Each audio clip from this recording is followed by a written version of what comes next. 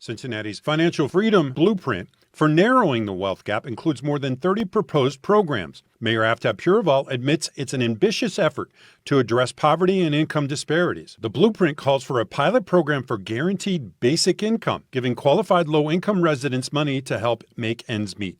The ROI on this program, I think, could be incredibly deep for the people who are experiencing it.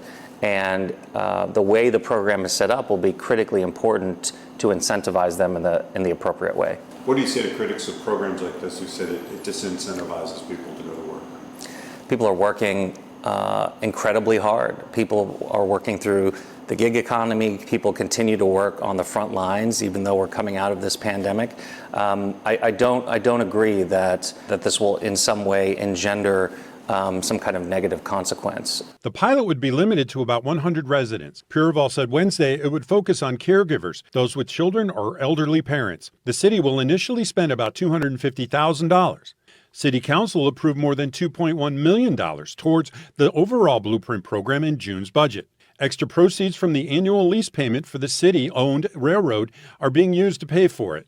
None of the money can be allocated until program details are approved by council, per an amendment submitted by Liz Keating, council's lone Republican. Keating wants to try new things to alleviate poverty and the wealth gap, but she told me the money allocated for the basic income pilot should be instead spent on improving childcare in the city. Childcare is a barrier to get people to work. Our largest employers talk about they're in a labor shortage right now, and one of the biggest barriers is childcare.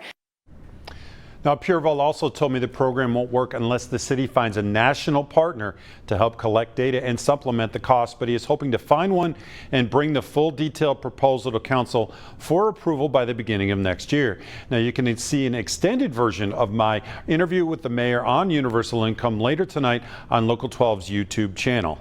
Back to you guys. All right, James, thank you. At least 10 cities or states have launched similar programs in the past 2 years. The largest is in Chicago, where 5,000 participants impacted by the pandemic can get $500 a month for a year. Los Angeles has a program called Big Leap, where 3,200 qualified low-income parents can get up to $1,000 a month for a year. New York City has a program for new low-income mothers with payments of $500 or $1,000 bi-weekly over 3 years. You can always find our stories here on YouTube, but go ahead and click subscribe to get notifications and stay in the know.